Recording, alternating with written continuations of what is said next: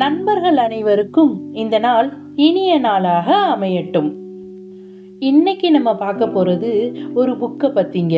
அது என்ன புக் அப்படின்னா, the 7 Habits of highly effective people. அதாவது இது வரைக்கும் சக்ஸஸ் ஆனவங்களுடைய முக்கியமான 7 பழக்க வழக்கங்கள். இந்த புக்கை 1989 ஸ்டீஃபன் ஆர் கோவே அப்படின்றவர் ஃபஸ்ட்டு எழுதி வெளியிட்டார். இந்த புக்கு இப்போ வரைக்கும் எல்லாருக்குமே ரொம்ப பிரயோஜனப்படுற ஒரு புக்காகவே இருக்குதுங்க. கிட்டத்தட்ட 250 lakhs காப்பீஸ் சேல் ஆகியிருக்கு. இந்த புக்கில் எதை பற்றி எழுதியிருக்கிறாரு அப்படின்னா, சுய முன்னேற்றம், அதாவது நம்மளே எப்படி அடுத்த லெவலுக்கு எடுத்துகிட்டு போகலாம் அப்படின்றத பற்றி இந்த புக்கில் ஸ்டீஃபன் எழுதியிருக்கிறாரு. இப்போ 7 ஹேபிட்ஸ் இருக்குது அப்படின்னு சொல்லி நம்ம பார்த்துட்டோம். இன்னைக்கு நம்ம அதில் முதல் ஹேபிட் என்ன அப்படின்றத பார்க்கலாம். முதல் பழக்கம் அது என்ன அப்படின்னு கேட்டிங்கன்னா, பி ப்ரோஆக்டிவ். அதாவது ஒரு விஷயத்தை பற்றி முன்னுக்கூட்டியே யோசித்து அதை செயல்படுத்துறதுக்கு பேர் தான் ப்ரோஆக்டிவ்னஸ். இப்படி ப்ரோஆக்டிவாக இருக்கிறது என்றைக்குமே நம்மளுக்கு சக்ஸஸை மட்டும்தாங்க கொடுக்கும். அது பர்சனல் லைஃபாக இருந்தாலும் சரி, உங்களுடைய வேலை சம்பந்தமான வாழ்க்கையாக இருந்தாலும் சரி. யோசித்து ஒரு விஷயத்தை செய்கிறதுனால ஏதாவது ஒரு பிரச்சனை வந்தாலோ இல்லை ஒரு ரிஸ்க் வந்தாலோ அதை நம்மளால் சமாளிக்க முடியும். இப்போ ஒரு எக்ஸாம்பிளுக்கு நம்ம ஒரு ஊருக்கு போகிறோம்னு வச்சுக்கலாம். இப்போ நம்ம எல்லாருக்குமே மொபைல் ரொம்ப முக்கியமாக தேவைப்படுது. என்ன பண்ணுவோம்? ஃபோன் எல்லாம் சார்ஜ் போட்டு ரெடியாக எடுத்து வச்சுப்போம். இது ரொம்ப சின்ன லெவல்லங்க. இதே மாதிரி நீங்கள் வேலை செய்கிற இடத்துல ஏதோ ஒரு விஷயம் நடக்குது, இல்ல இப்போ ஒரு ரெசிஷன் நடந்துட்டு இருக்கு, அதனால ஜாப் லாஸ் ஆகிறதுக்கு வாய்ப்பு இருக்கு அப்படின்னு நீங்க ஐடென்டிஃபை பண்ணா உங்களை நீங்க ஒரு விசிபிள் பர்சனா காமிச்சுக்க முடியும். அதே போல நீங்க ஒரு ஆபீஸ்ல ஒர்க் பண்ணிட்டு இருக்கீங்க, எப்ப பார்த்தாலும் டெட்லைன் மிஸ் ஆகுது அப்படின்னு சொன்னா அங்க என்ன இஷ்யூ இருக்கு, அதை எப்படி சார்ட் அவுட் பண்ணலாம் அப்படின்னு முன்னுக்கூட்டியே அலசி ஆராய்ஞ்சு அதுல உள்ள இஷ்யூஸை சார்ட் அவுட் பண்றதுக்கும் இந்த ப்ரோஆக்டிவ்னஸ் பயன்படுது. இப்போ நீங்க ஒரு படிக்கிற ஸ்டூடெண்ட் அப்படின்னு வச்சுக்கோங்களேன். இப்போ கடைசி நிமிஷத்துல படிச்சோம் அப்படின்னு சொன்னா கண்டிப்பா நம்மளுக்கு எக்ஸாம்ல நல்ல ஸ்கோர் பண்ண முடியாது. அப்போ நம்ம என்ன பண்ணலாம்? லாஸ்ட் மினிட் ஸ்டடி அவாய்ட் பண்ணிட்டு பிளான் பண்ணி அதுக்கு ஏத்த மாதிரி நம்ம படிக்கலாம்.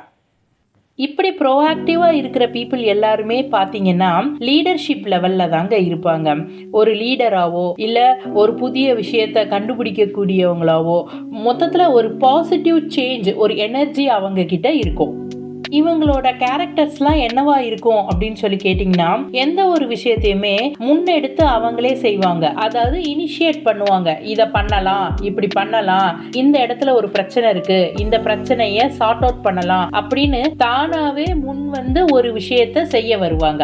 அதே போல அவங்களுக்கு ரெஸ்பான்சிபிலிட்டியும் நிறைய இருக்குங்க. அதாவது இந்த ஒர்க்கை நம்ம செய்கிறோம் அப்படின்னா இதை சக்ஸஸ்ஃபுல்லாக கம்ப்ளீட் பண்ணி கொடுக்கணும், இதுக்கு உரிய பொறுப்பு என்கிட்ட தான் இருக்கு அப்படின்ற அந்த ஒரு ரெஸ்பான்சிபிலிட்டியும் அவங்க கிட்ட இருக்கும்.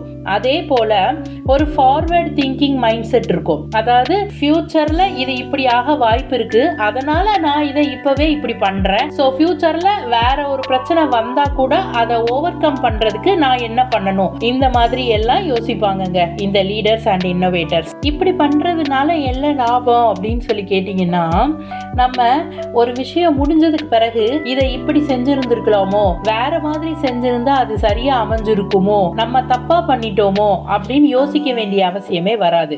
முன்னக்கூட்டியே அதை கரெக்டா செய்யறதுனால அந்த விஷயத்தோட கண்ட்ரோலே நம்ம கையில தான் இருக்கும். அதனால யாருமே உதவி பண்ணல, நம்ம மாட்டிக்கிட்டோம் அப்படின்ற அந்த மாதிரி ஒரு நெகட்டிவ் ஃபீலிங்ஸ் அவங்களுக்கு வர்றதே கிடையாது. இப்போ ஒரு லீடர் இந்த பர்டிகுலர் டேட்ல பர்டிகுலர் டெட்லைன்ல டெலிவரி பண்றேன்னு சொல்ற ஒரு விஷயத்த அவங்களால பண்ண முடியலன்னு வச்சுப்போம்.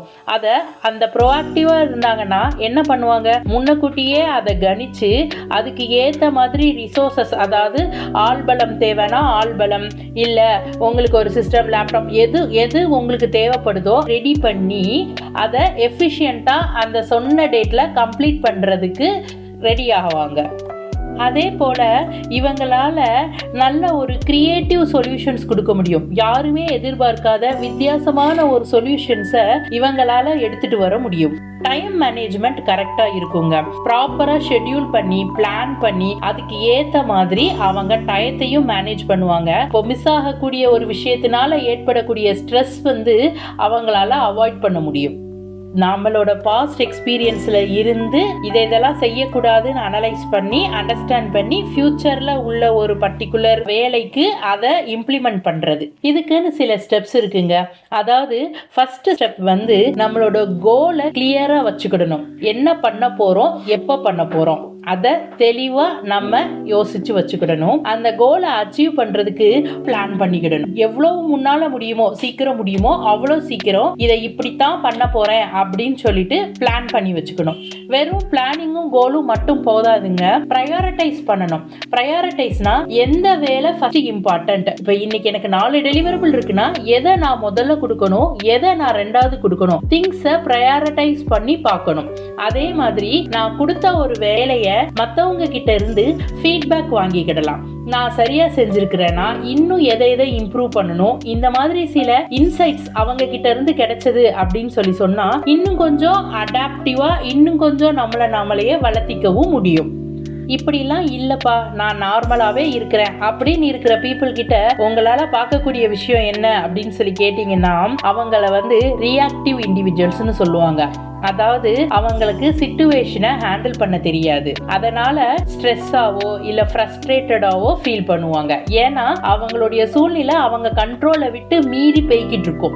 அதனாலதான் நம்ம ப்ரோஆக்டிவா முன்னக்கூட்டியே யோசிச்சு இருக்கணும். பி ப்ரோஆக்டிவ், அதுதான் நம்மளோட ஃபர்ஸ்ட் ஹேபிட்டா இருக்கணும் அப்படின்னு சொல்லி இந்த புக்ல ஸ்டீஃபன் சொல்லி இருக்கிறாருங்க. இந்த உலகத்துல எதையுமே நம்மளால ப்ரெடிக்ட் பண்ண முடியாது. இது இப்படிதான் நடக்கும் அப்படின்னு சொல்லி நம்மளால கன்ஃபார்மா சொல்ல முடியாது. ஆனா ப்ரோஆக்டிவா இருக்கிறதுனால இந்த ஒரு ஹேபிட் வளர்த்திக்கிட்டோம் அப்படின்னா நம்மளால சேலஞ்சஸ் எந்தவித பிரச்சனைகள் வந்தாலும் சரி அதை ஒரு கான்ஃபிடன்ஸோட அப்ரோச் பண்ண முடியும். அப்படி நம்ம பண்ணும்போது நம்மளுக்கு தேவையான சக்சஸ் சேரும். வெற்றி உங்களுக்கே. வாழ்த்துக்கள்.